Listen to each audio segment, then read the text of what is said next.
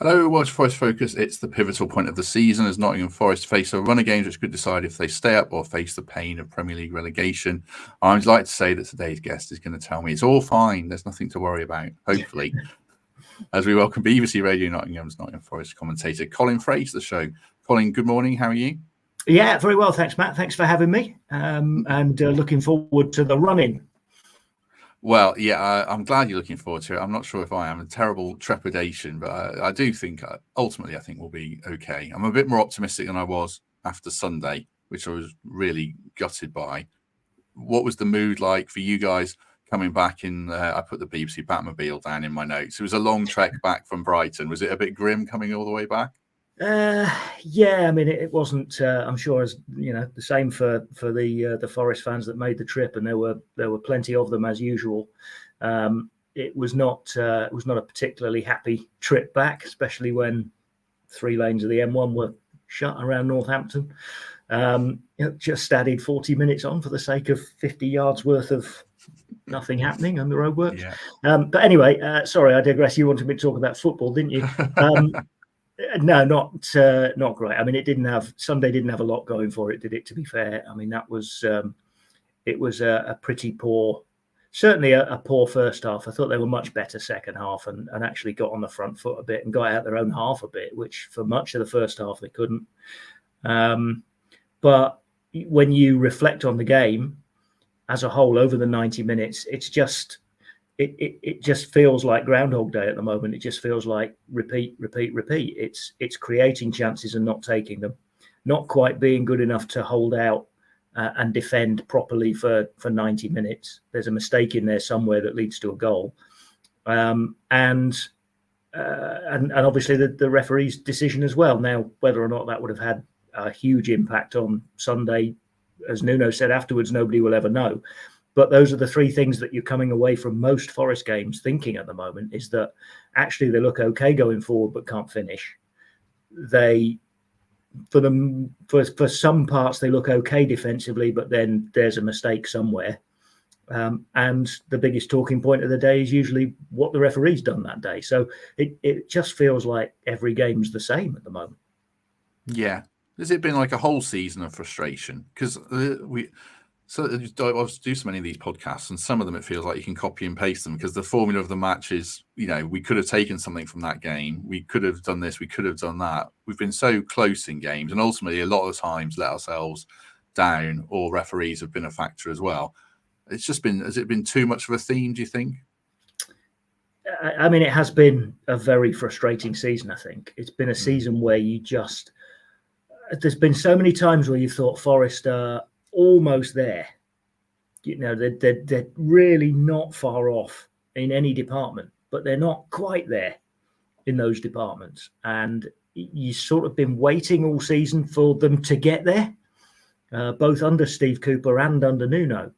And they've just been rare flashes where you've thought, oh yeah, there it is. Chelsea away under Steve, and Newcastle away under Nuno. Under both managers, they proved capable of producing that whole performance and getting those results. Newcastle and the other one under Nuno, obviously, is Manchester United at home, and that's not all of them. They've had some good results along the way, but almost like the first season back, almost like last season, it's been those high points have been the real rarities.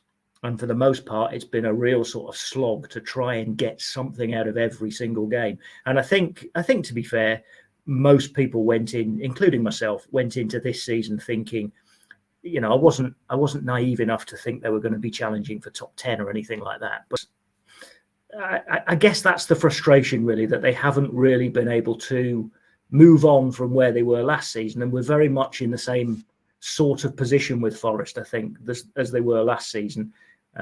Especially with the potential points deduction looming, where they can never quite get themselves away from the bottom 3, and they can never quite get the results strung together to get themselves away from that bottom 3, and therefore those high points remain sporadic at the moment.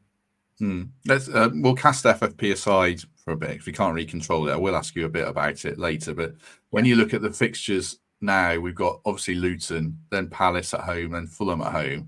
does it feel like if we are going to climb the table, then perhaps now is the best opportunity we've had all season in a sequence of games? Yes, I think so. I think you look at the next month or so, and it's huge, because even beyond that, I know there's Spurs after Crystal Palace and Fulham, but then Wolves at home, who obviously are going very well at the moment, and then Everton away. So, I would extend it out to include that Everton away game. And yes, there's a couple in the middle there that you might think would be very difficult, like Spurs away. But I just think you look at those next few games, albeit with the 2 weeks in the middle after the Luton game with no football. And I think, that just looks a massive month for Forest, especially with what's going to go on off the pitch as well. I just think it looks as if potentially make or break. I mean, you never know. I mean, Forest just used the last 6 games last year to get themselves out of trouble, and were excellent over those last 6 games. And it was a whole lot of fun taking, I think it was 11 points from 6 games towards the end. So it may be that they do that again and they go on a real run. They've still got to go to Sheffield United and Burnley, haven't they, towards the end? Who knows what situation those 2 clubs will be in when Forest go there. Maybe already down, maybe still scrapping for their lives. Who knows? So, I mean, that's way too far ahead to forecast at the moment. But it's just, you look at these next few that are coming up and you think Forest have got to start picking up results, and they've got to start getting points quickly. Otherwise, it is going to be a very disappointing end, I think. We're speaking just before Luton go to Bournemouth tonight, which will have some kind of impact on how we view Saturday's game, I think, either way. But are we viewing Luton as must win or must not lose, at least, do you think? I think that's what I'm about to say kind of goes for everything, really. I think it's really difficult to tell because we don't know what the situation is points-wise. And I think that is hanging over the entire rest of the season. And I think it's very difficult to talk about what Forest need in matches when we haven't got a clue how many points Forest have got. That's the issue. Forest themselves don't know how many points they've got. So, I mean, I would think if you assume worst case scenario from PSR, probably is must win, because if the points deduction is bad, and admittedly if it is, Forest will probably appeal and then it goes on and on and on. But if the points deduction is bad, and then you don't win at Luton, then Luton, obviously, as you said, with their game in hand is tonight as we speak against Bournemouth. So Forest could be adrift. By the end of Saturday night, Forest could be cut adrift if they lose that game to Luton. So in that context, I suppose you've got to say it's must win, because if they are going to get points deducted and effectively be adrift of the rest, if they were then to lose to Luton, then you'd say, well, they have to beat Luton then and at least stay in touch after any deduction. Yeah, I mean, none of us know how much it's going to be, but I'll ask you about the timetable just in a sec. But what quantifies as bad, in your opinion? What's the number you're putting on that in your head? Again, I think it's really hard to say. I mean, at the moment, I can't get out of my head the 6 that Everton ended up with. But that is a complete guess. It's complete speculation, because every case is obviously individually based. And the key thing, the thing with the Everton appeal was that they went into some depth about how far over the limit they were, Everton. And what none of us know, because it's not been made public, is how far over the limit Forest are. But I think given that they've started to take that into account, it's not just a question of the breach, it's a question of how far over the limit you were. I think, I mean, and we have no idea. It's all guesswork. But I'm kind of thinking, well, maybe Forest are about the same as Everton. Everton were like 20 million over.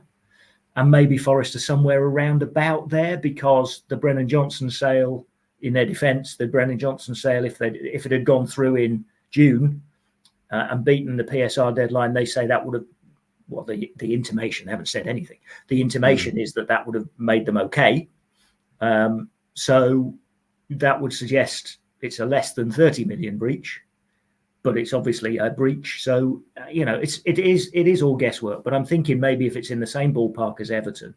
But then again, every case is different. Everton were over for a couple of years and they were warned and they had time to sort it, whereas Forest are obviously first season back and so haven't been over for very long and sorted it immediately. Were on the case straight away. So there's all sorts of, that's what the hearing was about last week.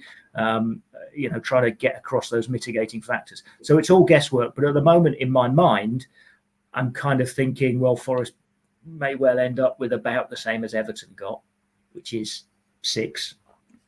And then I'm thinking, well, if it is 6 points and Luton beat Bournemouth, I'm going pessimistic. I'm going worst case scenario. Luton beat Bournemouth tonight. Forest are in the bottom 3 anyway.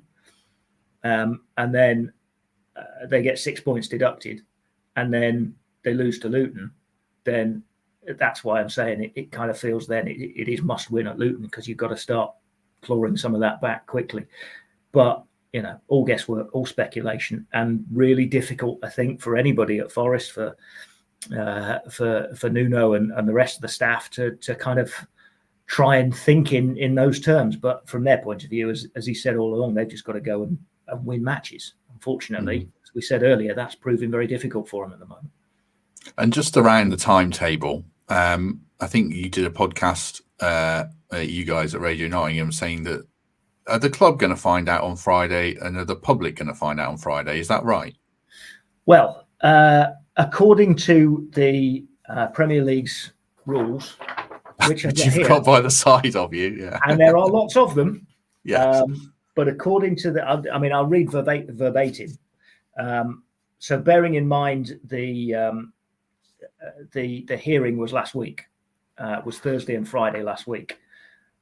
Rule 17 of Appendix 1 says the Commission must provide its decision together with written reasons within 1 week of the conclusion of the hearing. Now, it doesn't say who it must provide that decision to, but obviously the club.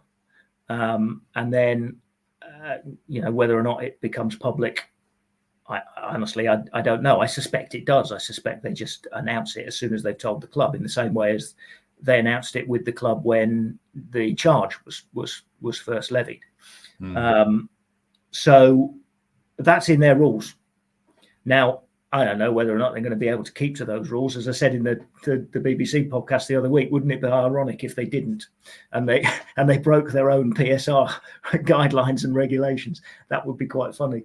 But yeah, so that's what it says. I mean, that's in their own handbook, that's in their own guidebook, their own rules. So if they are true to that, then Forest should know within 7 days, so by Friday at the latest. And then in terms of timescale, you move on through the next set of directions down here in terms of appeal and stuff like that. Forest would have a week to appeal it if they wanted to. So that would be by the 22nd of March. The Premier League have to respond to that appeal within another 7 days. So that's by the 29th of March. And then an appeal board directions hearing has to sit within 7 days of that. So that would be the 5th of April. But all that will do is we'll set a date for an appeal.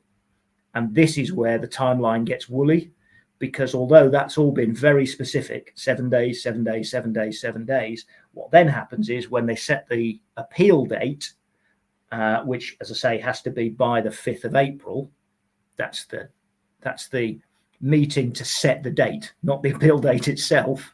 The appeal date itself, the only thing they say about that is it has to conclude no later than the 24th of May.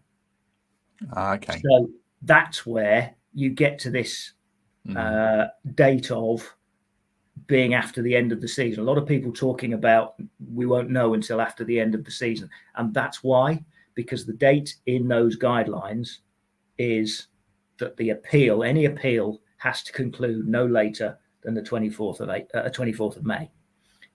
But there's a lot of space in between, in Forest's case, the appeal date having to be set by the 5th of April and the 24th of May. That's best part of 2 months in between there. The appeal date could be as early as mid-April, something like that. So it could be done a lot quicker than people are suggesting, but because of the language within those guidelines saying it has to conclude no later than the 24th of May, that's where that date's come from about it being beyond the end of the season. I'm sure Forest are working on an appeal already anyway, even just as a covering their own, backside. I'm glad I'm not a journalist anymore as well. Yeah, I don't have to read this stuff and leave it to you. It's kind of give me a football match any day of the week. I've forgotten what I was going to say now. In terms of appeal, I think Forest would. Forest would rather, I think, it get sorted now, so they know. I think Forest would rather, if there's going to be a punishment for them, I think they'd, in an ideal world, have it so small that they wouldn't bother appealing, and then you just know, and then you can move on. But obviously, if it's a higher deduction than they think is fair or just, then I guess they will appeal. Because it's obviously very, very important to try and maintain that Premier League status in any way they possibly can. That's a tough decision, isn't it? Because to me, unless it's like a suspended points deduction for next season or a fine, which I don't think will happen, you kind of feel duty bound to appeal, even if it's like 2 points. Do you think, those 2 points could be crucial? But my gut feeling, I mean, first of all, the one of the things about the Everton appeal notes, which were, by the way, about 108. They were about 108 pages long. Those written reasons for the Everton appeal. That was fun. But one of the things they said in there was that the only acceptable punishment is a points deduction. They considered fines, they considered suspended, they considered transfer bans, but they felt that because of the sporting advantage gained, that a points deduction was the only viable punishment. So given that that's in the Everton appeal notes, you would think that now sets a precedent. So that's why from then on, I've been fully expecting a points deduction and nothing else for Forest. So I think it just comes down to how many, and my gut feeling is that if it's a sort of a 2 or 3, then they might just say, okay, let's move on. Let's now we know, rather than having this uncertainty hanging over us as to whether or not, let's say it's, I don't know, let's say it is 6 and Forest think that's too many because they think their case was different to Everton's somehow, and they had less blame than Everton, less fault than Everton, for instance. So they get 6 and they think, well, maybe we appeal that down and then they might end up with 3, but we don't know until beyond the end of the season. I think that's a horrible situation to be in. So I think if you've got a 2 or a 3, do you appeal it and risk going beyond the end of the season for the sake of them maybe knocking a point or 2 off or wiping it out altogether?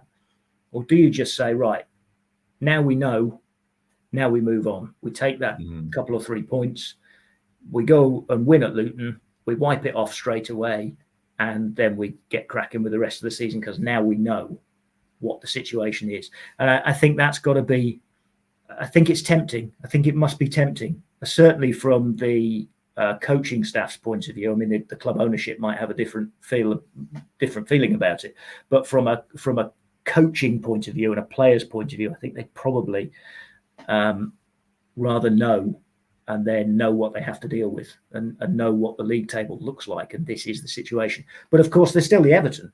The Everton thing is still rumbling on as well for this season's charge with Everton. Okay, they've sorted the first one out, but they've got another one and they haven't had their hearing yet for that. So they're behind Forest. So even if Forest know, there's still a little unknown as far as that Premier League table is concerned with Everton as well for their second charge. Yeah, absolutely. Let's expand on that a little bit. But before we do, a quick word for our sponsors. The Trent Navigation, of course. It's Cheltenham Festival Week. I think we're halfway through the festival now. So you can watch it all live at the Nav and in the Big Shed, showing all the action from the pinnacle of jump racing calendar, inside and outside on the big screen at the Big Shed as well. And you can see the Gold Cup itself on Friday, 3:30 p.m. Entry is free, and of course, you'll find the Trent Navigation on Meadow Lane. There you go. Bit different to your BBC stuff there, Colin. An advert? What was that? Yeah, exactly. Getting into the specifics of Luton then, I mean, what impact on the group do you think it will have if they do know their points penalty? I suppose that's a question around the wider mentality of this group, because it's come into question, hasn't it, I think, in general? I think that's going to be one of the key points for me. I mean, you saw with Everton that straight away it sort of galvanised them, and they had 4 wins in a row. I think that's right. But of course, since then they've not won. So it had an immediate effect, and then tailed away very much for Everton. Now, in Forest's case, if it has the same sort of immediate effect as it did for Everton, and they can rattle off 4 wins in a row, then I think everything will be fine. Yeah. But obviously that's a huge if, and the 2 clubs aren't the same, the 2 squads aren't the same, the 4 fixtures aren't the same. So I think that the way Forest respond to it as individuals and as a collective, whatever it may be, however harsh or fair the punishment is, how they respond to it, I think is going to be key. Because if they come out fighting, if they go into a bit of siege mentality, a bit of right, okay, we'll show you, and they all start fighting for each other and scrapping for absolutely everything, which is kind of what Everton did for that period, then you can see them getting results, especially in the games that are coming up. And then they might be okay.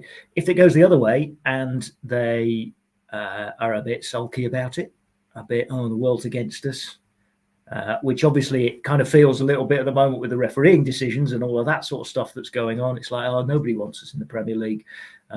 So we'll sulk for a bit, and then another couple of games will go by and they'll lose, and then there'll be a drift. Those are 2 very extreme reactions, and I don't expect either of them particularly. I expect it'll be something in the middle. But you would certainly hope that they react in a positive way, that it galvanizes them, that it almost brings them together a little bit, as players and fans, brings them back together a bit, because I think it has gone apart a little bit, certainly from where they were in the couple of years under Steve Cooper. But it might just help to bring everybody back together a little bit. And a bit like we saw right at the end of last season, where the crowd was integral in helping Forest stay in the Premier League. Maybe it can help in that way. Yeah, I think you're right. It's interesting around the VAR stuff, the way we react to it. I do worry that this isn't a question; it's a statement from on my part. The way we react to it, for me, could provoke this kind of sulking nature if we keep saying, we've got a justification to say woe is us, but if we say it too much, then I worry it filters through to the players and they don't use it in the right way. So I think you're right about how we react to it. I mean, where do you think this Luton game is decided? Because they score a lot of goals, they concede a lot of goals. We're a bit similar, although we stopped scoring goals. We have been tighter at the back, but we've obviously got our own Achilles heel, which I'll ask you about, which is bloody obvious. But how do you see this game panning out potentially? Well, I think first of all, Forest are going to be going into a bit of a bear pit, because I think Luton will see it as they'll know how important a game it is from their point of view. I mean, it is a massive game. I was looking at their home record, which is strange, really, because they've only won 3 at home all season. Now, you compare that to Forest's first season back, and everybody talking about how much of an advantage the City ground was. And I think at the start of the season, a lot of people were talking about Kenilworth Road being Luton's advantage and the atmosphere they could generate there, and really get on teams' backs. To a certain extent, they have, because you look at the way they've pushed the bigger teams. They drew there against Liverpool, but they've had a series of games against the top teams where they've lost in the end, on the most part. They've pretty much lost all the games to the likes of Arsenal and Aston Villa and Newcastle, and so there's been a lot of teams up there. West Ham is another one, Manchester City is another one, although they got hammered in the cup. But in the league, they only lost by 1 goal, whether it be 2-1, 4-3 in the case of Arsenal, whatever it may be. So the games are always very tight against the higher teams in the league. And that sort of makes me think of how Forest responded last season in some of the games against the really big teams, drawing with Manchester City, beating Liverpool at the City Ground. And so really sort of responding to that challenge. But in Luton's case, it's ended up in defeats, but narrow defeats. And a lot of their games, most of their games at Kenilworth Road are close, one way or another, whether they win them or whether they end up, like in those cases, losing them. And so therefore, I think 2 things about Saturday. One is they've got to cope with the bear pit atmosphere. They've got to go into it expecting that things are going to be against them. And not worry if they do go against them. And I think the other thing is, and this is a worry from Forest's point of view because of the way things have been going of recent weeks, they've got to stop that trend, that kind of Groundhog Day feel about what we said right at the top of the podcast, Matt, that they are capable of creating chances, but then they miss them. They can't miss their chances. Chances are they will. The possibilities are they will get chances against Luton because, as you say, they do concede goals. They present teams with chances. So Forest therefore need to take them. That's the first thing they need to do. And secondly, at the other end of the pitch, they need to be perfect. They need to be right for 90 minutes because there will be an onslaught from Luton, and those close results that I've just mentioned against, yes, the top teams, but every team really that's gone to Kenilworth Road has had a close game in the end. However many goals there are in the game, it's been close by the end. And so Forest have got to they've got to be stout defensively. They've got to withstand that. They've got to do at both ends what they've not done in recent matches. So they've got to take chances and they've got to keep a clean sheet. They've got to be absolutely perfect defensively, because otherwise, as Luton showed at the City Ground when Forest had that horrible end to the game, they'll score. They score goals. They've got Elijah Adebayo. I know he's been out, but looks like he might be back again for Saturday. We'll see. But Morris and Barclay and those Barclay and those kind of players are they're scoring goals. They are capable of scoring, Luton, and so Forest got to be absolutely at it. So the issues that Forest have faced over the last few games are very definitely going to be issues they have to overcome at Kenilworth Road, and if they don't, then it could very easily go the way of the home side. Yeah, I mean, my worries, I know we've stopped scoring goals. My worries are less around scoring goals if Nuno picks the players I think are the players that can do damage. It's more the worry at the other end, I guess, isn't it? I mean, Luton put in more crosses than anyone else. We can't defend our own box, and in particular set pieces. I mean, has it got to the stage where your co-coms in matches, are they, tearing their hair out now? Some of them have gone grey already, but are they at the end of their tether with these set pieces now? Yeah, I mean, a little bit. I think everybody is, aren't they? It's just like, and the thing is, as I was just saying earlier, it's not as if it's all the time in games, but you go into a game and you think at some point, and teams will know it. If we all know it from watching, other teams know it. And you're right, Luton put crosses into the box for fun, and they will know that if they keep doing it, then eventually they might get a breakthrough. Because what Forest have proved incapable of a lot this season is being able to get through the 90, 95, 100 minutes. And so while they can, Liverpool's a classic example. They looked pretty solid against Liverpool. They were strong at the back. They defended well for 98 minutes, but lost the game 1-0 because in the 99th minute, Liverpool scored from a ball into the box. So there's that potential switch off moment, which could happen at any point during the course of the game. And that is an issue. And so, yeah, when you see what happened at the weekend and it's set piece after set piece, it's corner, it's free kick, it's corner. And you just kind of think, are Forest really going to be able to withstand this barrage? No. And so those are traits they have to stop. At both ends of the pitch, they've got themselves into a horrible rut. rut of missing chances and good chances as well. You look at the game against Liverpool and the chances that Anthony Elanga had. You look at the game against Brighton and the chances that Divock Origi had, and they're good chances. And other teams in the league would score those chances. And Forest, and earlier in the season, Forest were. Let's be honest. Look at the Newcastle game and Chris Wood and his finishing in that game, and then they go and pick themselves up, having conceded an equaliser against Manchester United, and go and take another chance. Really well finished from Morgan Gibbs-White. So they've got the players who are capable of doing it. They have got the players capable of finishing. At the moment, they've just got themselves into this rut where they are missing those chances and then being punished at the other end. So it's a worry. I'm sure it's a worry for Nuno.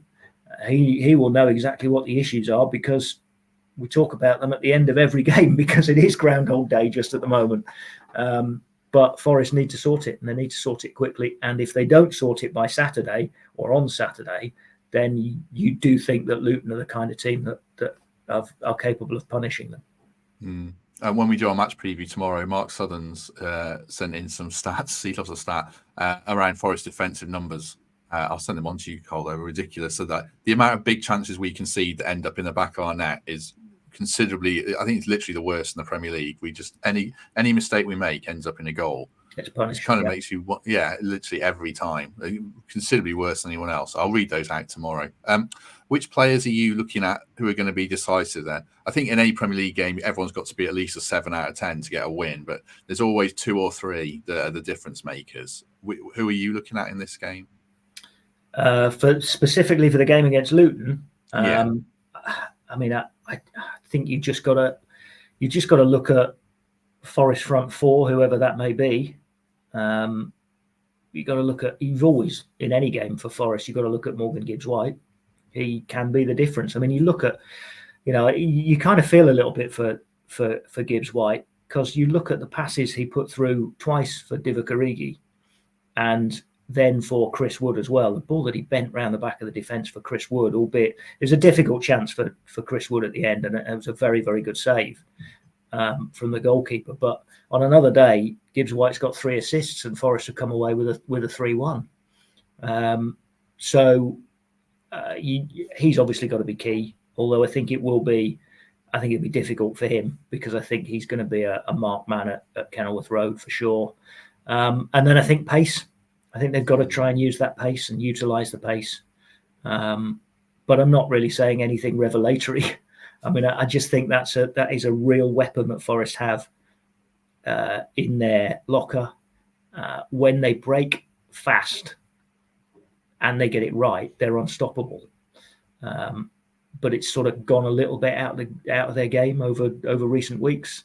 But that, if it's a front 4 of Elanga, Hudson-Odoi, Awoniyi, if he's fit, I mean, at the moment he doesn't really look as if he's 100% fit, and Gibbs-White in behind. So I mean, it could be Wood in there as well. But certainly, if you've got that, if Awoniyi is the striker, and he's fully fit, which at the moment he isn't, that front 4 in terms of the pace and the way they break is at times is unstoppable. You look at some of the games, some of the goals they've scored this season, even going right back to day 1 at Arsenal, and that Elanga and Awoniyi break, that was astonishing pace, and then a really good cross and finish as well. And that's what Forest have got, and that's what I think they need to utilise over the last, not only against Luton, but over the last few games, because pace is difficult to defend against, whoever you are. If a team attacks you at pace on fast breaks, and I think Forest have still got one of the top stats for scoring goals on fast breaks in the Premier League. So they are about the best at it, one of the best at it in the Premier League. But obviously they're drawing blank over the last few weeks. So that's a huge weapon for them. And both at Kenilworth Road on Saturday and throughout the rest of the season, that I think is where they have to go. I agree. We were all critical on here of not picking Elanga against Brighton, and I really hope he picks Elanga in this game, because I think it's going to be so crowded in the middle of the pitch. I think Gibbs-White is going to find it difficult, like you said. So can we get Elanga in the game? And also probably whoever plays centre half with Murillo. I assume Murillo will start. I can't see why he wouldn't, but Can they be a dominating figure if it is Willy Bolly? I think that's going to be really crucial, certainly. We're talking. Actually, I'll come on to that. You mentioned TYRO actually before we come on to what I was going to ask you about. What's your read on TYRO's fitness situation? It's really weird. He played that 100 minutes in the FA Cup, and then he's looked completely shot since then. To me, what do you think's going on there? I don't know, because I'm not a medical expert, but I know that Nuno has talked about maybe having to bring him back too soon. And I wonder if there's just a reaction to that. The cup game was the longest he played, obviously. And then he, even when he came off the bench against Liverpool, he looked as if he was really labouring at times. And that's what, another three days later. So it looked like he hadn't been able to fully recover. So, I mean, it's clearly an issue that is hampering him at the moment. We've not really seen, I think, the best of him since he's come back, with the one exception of the turn and finish against West Ham, which was absolutely brilliant. Lightning turn and finish after the great ball into his feet from Nico Dominguez. But what we haven't seen is what I just talked about in that last answer about the devastating pace, because we've seen what pace he can have. He could, in that Arsenal game that I'll go back to again, he kept up with Elanga. As Elanga's away down the left-hand side, he was making that run down the middle and keeping stride for stride with him all the way. So that sort of electrifying pace that he's got, I don't think we're quite seeing at the moment. So I think it's probably just a question of being maybe brought back a little bit too soon, and that was needs must, because they just didn't have strikers. They had nobody. With Chris Wood getting injured as well, Origi was injured too, so they sort of had to bring him back. And maybe it just was a little bit too soon. Thankfully, it doesn't look like it's an issue where, the danger with bringing somebody back too soon is that the injury reoccurs and then they're out again for a long time. So hopefully it's just a question of, and maybe the international break will help with this, is just getting fully recovered and fully back up to speed. And as I say, hopefully after Saturday, with 2 weeks then before the Crystal Palace game, that might just about help to get him back, and hopefully that'll be the case, because I mentioned the end of the season last year, and you saw his form at the back end of last season to really help keep Forest in the Premier League, and it may be that they need the same again this year. I mean, I really hope he doesn't go away with Nigeria. I think you want players to represent their country, but on this occasion, I hope he gets time to actually recover and we see what he can be. It looks like what he needs, Matt, to me. That I think so. Another couple of weeks would do him good. Yeah, absolutely. And Luton's last game before the international break, for those who aren't aware. Just lastly, we've spent this whole show discussing so much around Forest and Luton. We give the impression that it's either Forest or Luton who go down. I'm not so sure that's the case necessarily. I think there's other teams in the mix. What's your take on the relegation battle in general? Which teams are you going down from who could still be in trouble? Well, I think at the moment there's a few. I think you look at, obviously the bottom two are going to. I mean, having said that, Burnley and Sheffield United, just looking at the points now, they've got 14 points. If Forest gets 6 taken off them, 24 goes down to 18. And Luton obviously on 21 at the moment, but might go 24 tonight. Who knows? Then Burnley and Sheffield United might perk up at that point and think, oh, there's a team that's catchable. So, but anyway, that's ifs and buts. You're asking me who's in the relegation picture. Sheffield United and Burnley certainly are. Luton, Forest, Everton, because they're only 4 points clear, and that might go to 1 point clear tonight of the bottom three, and have potentially another points deduction coming. So Everton are very much still in it. And I would go above them to Brentford. I think Brentford are really struggling. I'll tell you now, Hodgie has picked out Brentford for a little while, and he doesn't get a lot wrong, does Steve Hodge. So I would certainly think them. I did wonder a little bit about Crystal Palace and Bournemouth, but I think with the managerial change for Palace, I think they'll probably be okay. And I think then, a few weeks ago, I might have said Fulham as well, but Fulham now look as if they've got 35 points on the board already. They're only a win away from probably being safe. So I think probably Brentford downwards is who I would look at. I think Palace will probably be okay now. But that said, their game at Forest will be a big game. They'll be looking at that as another big game, and they do have some difficult games coming up. Palace, they've still got to play Manchester City, and I think they play. In fact, I'm looking at it now. They do play Manchester City and Liverpool back to back. So they've still got some interesting fixtures, shall we say? But I think they'll probably be okay now. So Brentford, Everton, Forest, Luton, Burnley, and Sheffield United. Do you know what's interesting, Matt? I thought I've been thinking about this over the last couple of weeks, and I'm surprised at it, especially given the FFP thing, PSR thing.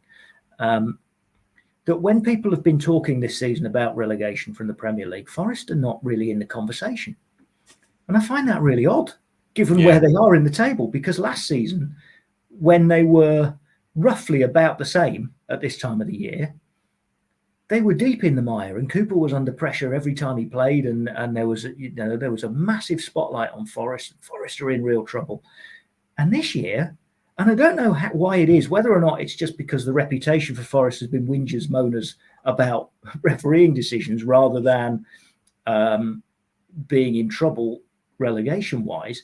But right from the start of the season, the narrative around Forest seems to have been, they'll be okay now.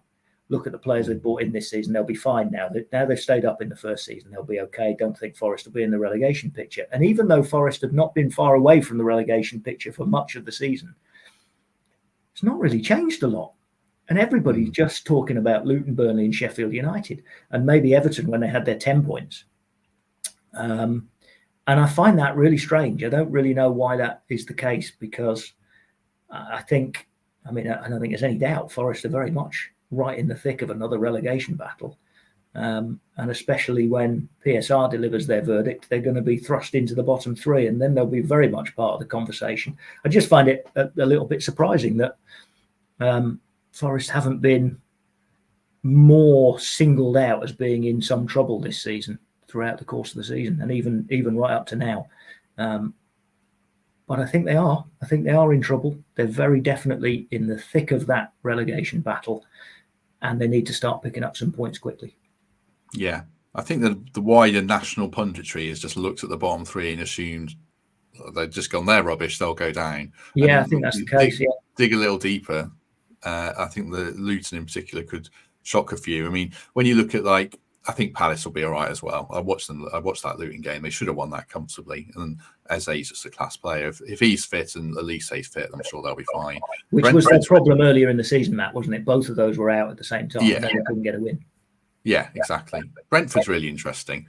This weekend in general is going to be massive, because Brentford go to Burnley. And if Burnley actually win that game, Brentford go into the international break right in the mire.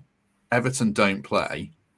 And obviously we play Luton. So if we can win and take some momentum into an international break, and then Brentford could be wobbling, it's really going to be so pivotal. I know we're at that stage of the season where every weekend you say it's going to be pivotal, but it does feel that way this weekend.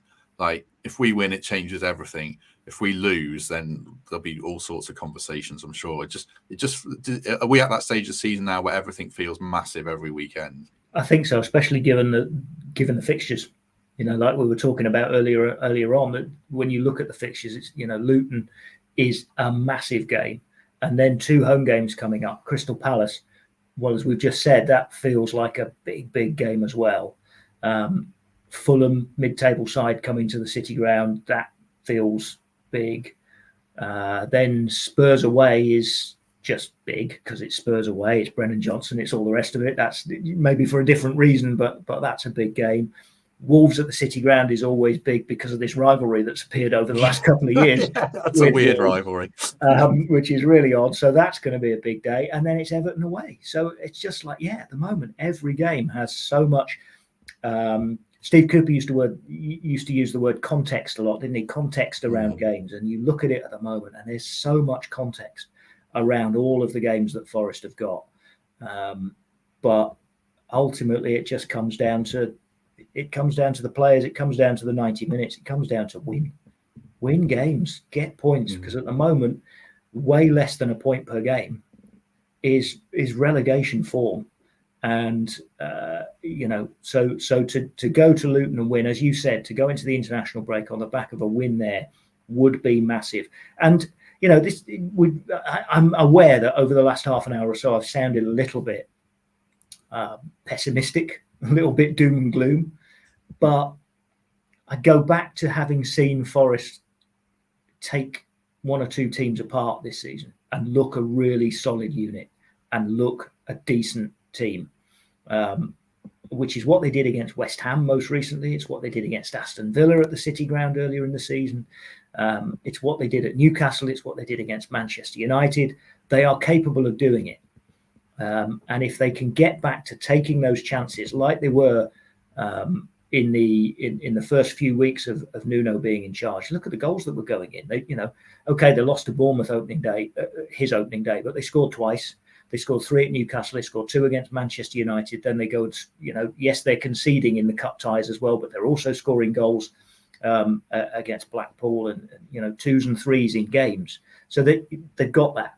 They have got that in their locker, in their arsenal. And as we said earlier, they just need to get back to proving it, take chances and defend. And if they can do that over the next few games, then they are quite capable of picking up the points to even overcome a points deduction and get themselves safe. But they have to do it quickly. They've got to get back to it quickly. I think so. Like, my worry isn't around necessarily the quality of the players. It's which Forest are going to turn up. Is it Aston Villa at home or is it Aston Villa away? And that's what I don't know what we're going to get at Luton. And that's always the worry. And it was a little bit, the Aston Villa first half was felt a bit similar against Brighton first half as well.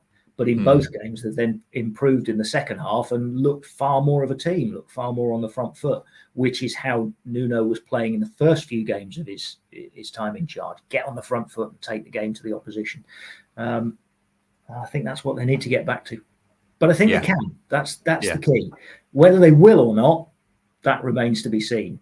But they can. They've got the ability to do it. Absolutely.